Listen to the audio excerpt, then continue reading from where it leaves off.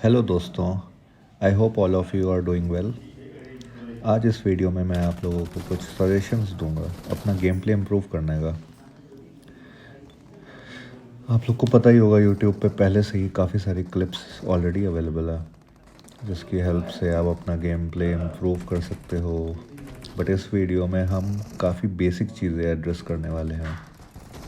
तो सबसे पहले, अगर आप नॉन ज़ायरो प्लेयर हो तो आपको ज़ायरो प्लेयर बनना पड़ेगा। उसका रीज़न मैं आपको दिखाता हूँ। आज से 2 साल पहले तक मेरा केडी 1.5 से 2 की रेंज में चलता था और मेरे जो प्रो टीममेट्स थे वो मुझे हमेशा बोलते रहते थे कि 4 फिंगर पे आ जाओ तो गेम सुधर जाएगा। बट मैंने ट्राई किया थंब से 4 फिंगर में आने का, बट नहीं हुआ मुझसे, क्योंकि मेरा हाथ थंब पे ही सेट था और इतना टाइम इन्वेस्ट नहीं कर सकता था मैं उसको मास्टर करने में। देन मुझे मेरे फ्रेंड ने सजेशन दिया कि ज़ायरो ऑन करके देख लो। तो मैंने पहले भी किया हुआ था बट इतना इफेक्ट नहीं आया था। बट इस बार मैंने ज़ायरो ऑन किया और टीडीएम खेलना स्टार्ट कर दिया और उसका सेंसिटिविटी जो था वो सीज़न एक्सपर्ट पे रखा। डेली के मैं 20 से 25 टीडीएम खेल रहा था 3-4 दिन तक। मेरे मेन मैच में किल्स निकलने लगे थे 4 से 5, मतलब ऑन एन एवरेज 6-5 ऐसे किल हो जाते थे। 10 भी होते थे बट इतना फ्रिक्वेंटली नहीं, बट 4-5 किल्स तो ऑन एन एवरेज निकलते लगते थे। तो मेरा केडी बढ़ के 3 का हो गया। पहले तो 1.5 का चलता था, 1.7 1.8। ज़ायरो ऑन करने के बाद मेरा 3 का हो गया। उसके बाद मैंने धीरे धीरे इस पे हाथ सेट किया और बंदे भी ट्रेस करने लगा। बट इसके लिए थोड़ा सा और टाइम देना पड़ेगा। मतलब नॉन ज़ायरो से ज़ायरो पे आने में थोड़ा सा डिफ़िकल्टी लेवल थोड़ा हाई हो जाता है, क्योंकि आपको अपना फ़ोन मूव करना पड़ता है। पहले आप थंब से ही ड्रैग करते रहते थे, बट इस बार थोड़ा फ़ोन को इधर उधर टिल्ट करना पड़ेगा। तो थोड़ा सा प्रैक्टिस चाहिए, बट इन द एंड हो जाता है अगर आप उसको थोड़ा टाइम दे रहे हो। एक और चीज़, अगर आप टीडीएम खेलोगे ना ज़ायरो ऑन करके, तो एम असिस्ट ऑफ रखना। उससे क्या फ़ायदा होगा कि स्टार्टिंग में अगर आप ऑफ रख के खेलोगे ना एम असिस्ट, मान लो कि आपने 5 मैच ऑफ करके खेला है एम असिस्ट, उसके बाद अगर आपने एम असिस्ट ऑन किया तो आपके इतने प्यारे हेड कनेक्ट होने लगेंगे ना, आपको लगेगा कि मतलब कि गेम बिल्कुल ही 360 डिग्री बदल गया आपका। तो इसलिए एम असिस्ट ऑफ करके खेलना टीडीएम, और जब मेन मैच में आना तो एम असिस्ट ऑन कर लेना, तो जिससे कि आपका अच्छा हेड कनेक्ट होगा 1v1 फाइट में या 1v क्लोज रेंज में तो काफ़ी अच्छा हो जाएगा।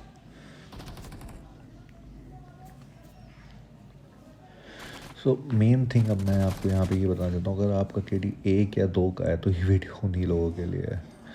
आप नॉन ज़ायरो प्लेयर हो, आपका केडी 1 या 2 का है तो आप ज़ायरो ऑन करिए, सेंसिटिविटी रखिए आप सीज़न एक्सपर्ट, और अनरैंक मैचेस खेलना स्टार्ट करिए।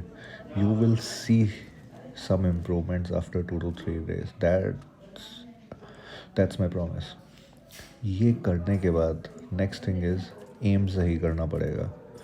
क्लोज रेंज में एटलीस्ट 95% सक्सेस रेट होना चाहिए 1v1 फाइट निकालने का, और at least 1v2 and 1v1 both दोनों का। वो कैसे होगा? उसके लिए आपको थोड़ा अपना गेम सेंस भी अच्छा करना पड़ेगा। गेम सेंस भी ज़रूरी है गन पावर के साथ।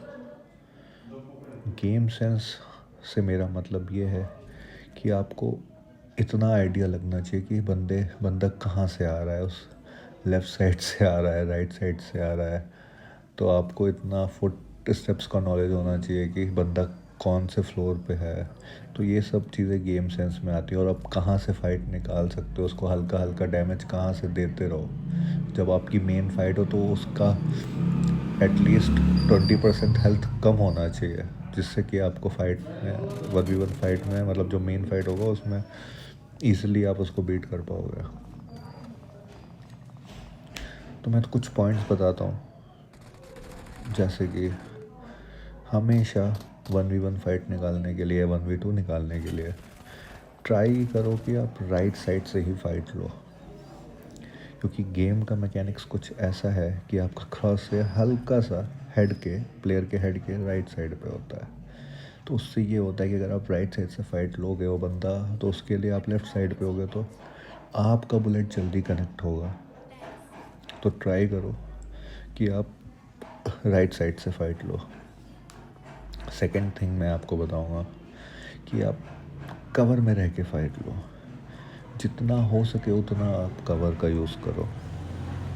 पत्थर है, पेड़ है, कोई बॉक्स है, स्टेयर्स है, रिच है, तो आप कवर में रहने का ट्राई करो और सामने वाले को ओपन में लेके आओ, जिससे कि उसकी आधी बुलेट्स तो जो कवर है पत्थर पे ही लगेगी, बट आपकी सारी बुलेट्स उस पर लगनी चाहिए।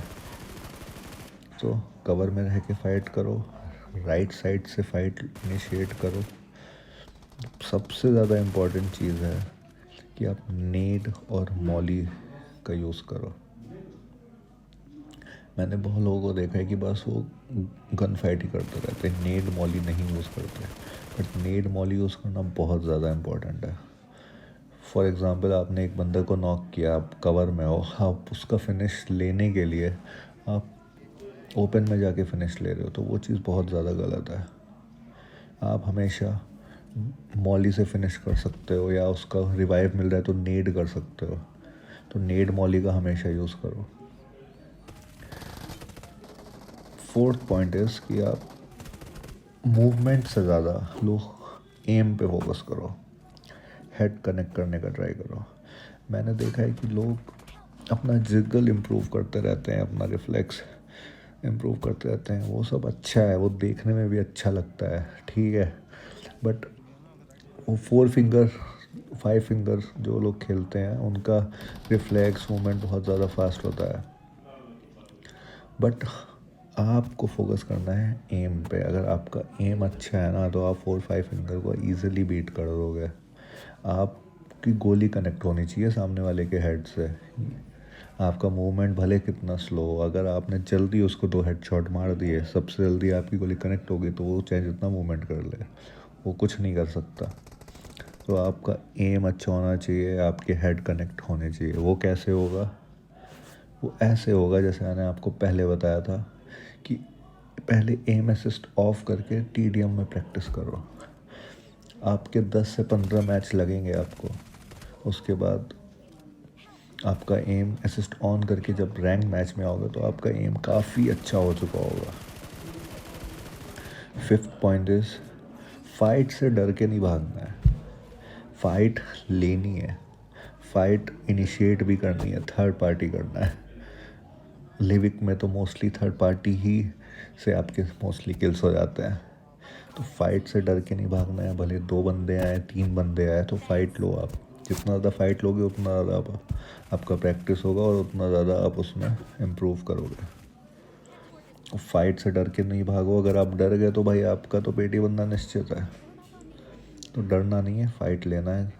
मरोगे ना, अगले नेक्स्ट मैच में कितनी बार मरोगे? 1 बार, 2 बार, 3 बार, 4 बार, 5वीं बार तो आप एक फ़ाइट निकालोगे। और जैसे ही आप एक फ़ाइट निकालोगे तो आपका कॉन्फिडेंस बिल्डअप होगा कि मैंने 1v2 कर चुका हूँ ऑलरेडी, तो ये वाला 1v2 मैं ऑलरेडी कर सकता हूँ। नेक्स्ट थिंग इज़, अगर आप ओनली थंब प्लेयर हो तो यूएमपी और बाइसन बेस्ट गन है। वो इसलिए कि उसका बुलेट स्प्रेड कम है। आप हिप फायर पे भी उसकी गोली इतना ज़्यादा स्प्रेड नहीं करती, तो आप जहाँ पे क्रॉसर होगा मोस्टली गोली वहीं पे जाएगी। अगर बंदा 20 से 40 मीटर की रेंज में है तो आप हिप फायर से ही उसको नॉक कर सकते हो, आपको एडीएस खोलने की ज़रूरत नहीं है। अगर आपके पास कोई एआर होगी, एकेएम है जैसे, तो आप उसका एडीएस खोल के आप मारोगे तो भले ही वो 1-2 बुलेट में नॉक हो जाएगा। बट थंब प्लेयर के लिए प्रॉब्लम ये होती है कि जब हम एडीएस स्कोप खोलते हैं तो क्या होता है, तो आपका बुलेट आपको रोकनी पड़ती है मिली सेकंड के लिए या 1 सेकंड के लिए। तो जो भी जितने भी टाइम के लिए आप रोकते हो, उस टाइम पे आपकी बुलेट फायर करना आप रोक देते हो, तो उसमें आप ईजिली सामने वाले को एडवांटेज दे देते हो। तो इसलिए अपनी गन्स चूज़ करो। थंब प्लेयर के लिए यूएमपी बाइजन बेस्ट गन है। शॉर्ट गन की तो चलो बात ही अलग है, वो तो एकदम क्लोज रेंज में ही काम आएगी। बट यूएमपी बाइसन आप 20 मीटर की रेंज में भी इजीली आप नॉक कर सकते हो उससे बंदा। एकेएम के लिए आपको स्कोप इन करना पड़ेगा, बहुत ही रेयरली है कि आपका किस्मत अच्छी है तो उसके हेड लग गया, वो नॉक हो गया। बट यूएमपी बाइसन से आपका सक्सेस रेट 90% के ऊपर ही होगा।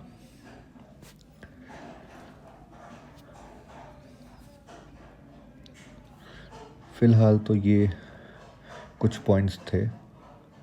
अगर आप इन पॉइंट्स पे आपने काम कर लिया और आपका केडी 1 2 से 3 से 4 का हो जाएगा इजीली, अगर ये पॉइंट्स आप फॉलो करोगे।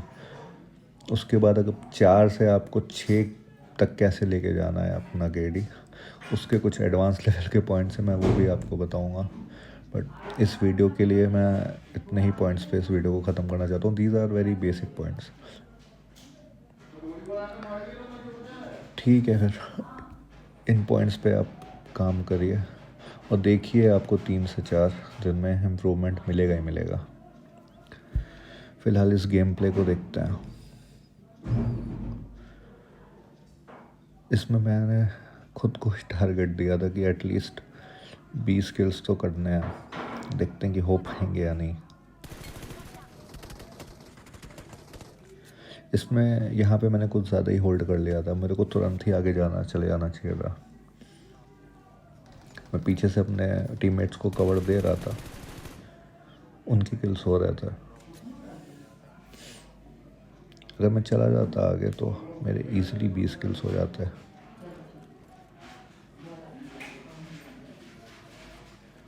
इसमें मेरे को लगा कि 2 बंदे हैं ऊपर, बट एक इनका बंदा बाहर था। ऊपर नेड हुआ था तो मैं उसकी आवाज़ से घुस गया, इसको मारा, बट नीचे एक बंदा बाहर था, उसको मेरे टीममेट ने मार दिया। ये स्क्वाड यहाँ पे फिनिश हो गया। अब यहाँ पे 2 स्क्वाड और है, पूरा स्क्वाड नहीं है, मतलब 2 टीम्स और हैं।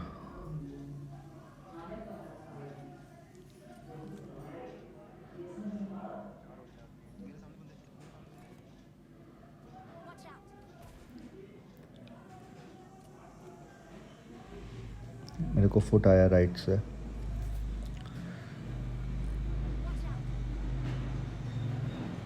फटना चाहिए था, बट यहाँ पे बंदा था ही नहीं।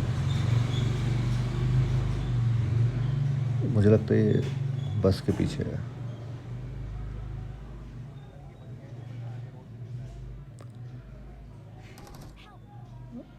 उधर मेरा टीममेट नॉक हुआ, मैं तुरंत घुसने का कोशिश करता हूँ, बट मैं देख लेता हूँ अच्छा यहाँ पे भी इस बंदा बैठा हुआ है, इसको नॉक करता हूँ और बाहर वाला बंदा झाड़ू से उड़ जाएगा। और एक बंदा यहाँ पे स्कैन हो चुका था तो इसका लोकेशन तो मुझे पता था। इसका किल चोरी हो गया, अब मेरा 18 ही किल है, मैं 20 तो हो नहीं पाएंगे। कोई नहीं, चिकन पे फोकस करते हैं।